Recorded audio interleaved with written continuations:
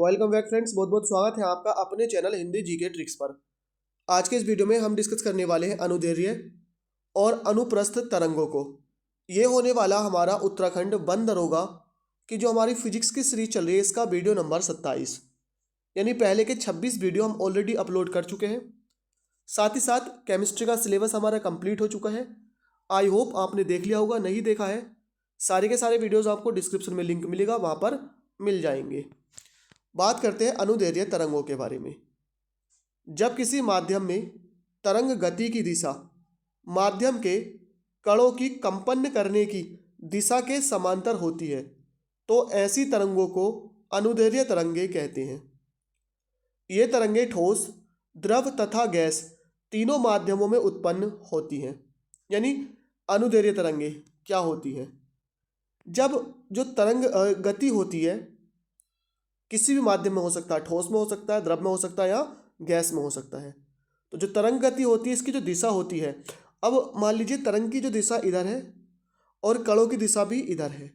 यानी जो तरंग की दिशा होगी वो कणों की दिशा के क्या होगी? समांतर होगी। जिस दिशा में कण गति कर रहे होंगे उसी दिशा में होगी। तो ऐसी तरंगों को अनुदैर्ध्य तरंगे कहते हैं। जैसे वायु में चलने वाली ध्वनि तरंगे, जो ध्वनि तरंगे होती हैं जो वायु में चलती हैं वो भी अनुदैर्ध्य तरंगे ही होती हैं।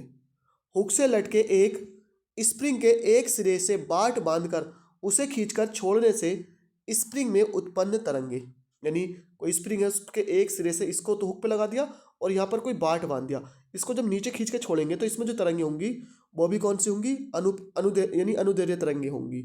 उसके बाद है भूकंपीय तरंगे। तो भूकंपीय तरंगे भी कौन सी होती हैं? अनुदैर्ध्य तरंगे होती हैं। यहाँ से डायरेक्टली आपसे पूछा जा सकता है कि भूकंपीय तरंगे क्या है? अनुदैर्ध्य, अनुप्रस्थ, इस तरह से। या वायु में चलने वाली ध्वनि तरंगे क्या होती हैं? तो कोई सा भी क्वेश्चन यहाँ से पूछा जा सकता है। उसके बाद है अनुप्रस्थ तरंगे।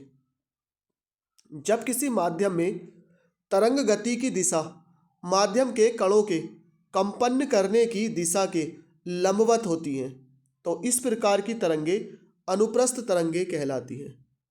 यानी अनुप्रस्थ तरंगे क्या होती हैं?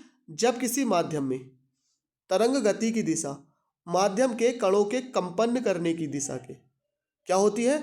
लंबवत होती है। यानी अगर तरंग इधर जा रही है तो माध्यम के कण कैसे गति कर रहे होंगे? इस तरह से, ये इस तरह से। तो क्या कहलाती हैं? अनुप्रस्थ तरंगे कहलाती हैं। जैसे ये होती है अनुप्रस्थ तरंगे, इधर इस तरह से चलती है, इस पर श्रृंग और गर्त होती है। ये श्रृंग होती है ऊपर, नीचे क्या होती है? गर्त होती है। तो ये इस तरह से चलती हैं, इस तरह से। अनुप्रस्थ तरंगे गैसों में उत्पन्न नहीं की जा सकती है क्योंकि गैसों में दृढ़ता नहीं होती है। तो अनुप्रस्थ तरंगे सिर्फ उन्हीं पदार्थों में उत्पन्न होती है जिनमें क्या होती है? दृढ़ता होती है। ये द्रवों में केवल उनके ऊपरी तल पर ही उत्पन्न हो सकती हैं, द्रवों के अंदर नहीं हो सकती, क्योंकि जो तनाव होता है, जो दृढ़ता होती है वो सिर्फ उसके क्या होती है? तल पर होती है। तो इसलिए जो ऊपरी तल होता है, आपने देखा होगा ना, जो ऊपरी लेयर होती है पानी की, सिर्फ उस पर ही उत्पन्न हो सकती है, द्रवों के अंदर नहीं हो सकती। दृढ़ता वाले ठोसों में अनुप्रस्थ तरंगे उत्पन्न हो सकती है, ऐसे ठोसों में जिसमें क्या होती है? दृढ़ता होती है। इसके कुछ एग्जाम्पल है, शांत जल में पत्थर फेंकने पर उत्पन्न तरंगे। अगर कोई तालाब है या अब तालाब बिल्कुल पानी शांत है तो वहां पर जब आप एक पत्थर फेंकेंगे तो इस तरह से उस पर क्या होती है?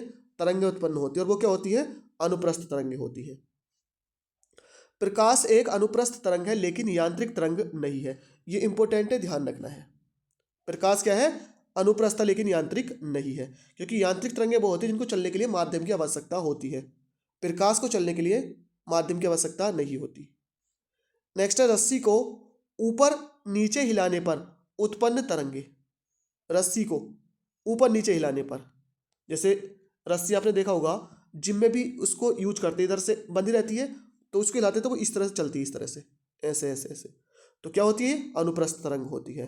तो फ्रेंड्स, आज के इस वीडियो में इतना ही। हमने डिस्कस किया अनुप्रस्थ और अनुदैर्ध्य तरंग को। आई होप वीडियो पसंद आई हो, लाइक शेयर करना ना भूलें। Thank you for watching. मिलते हैं नेक्स्ट वीडियो में।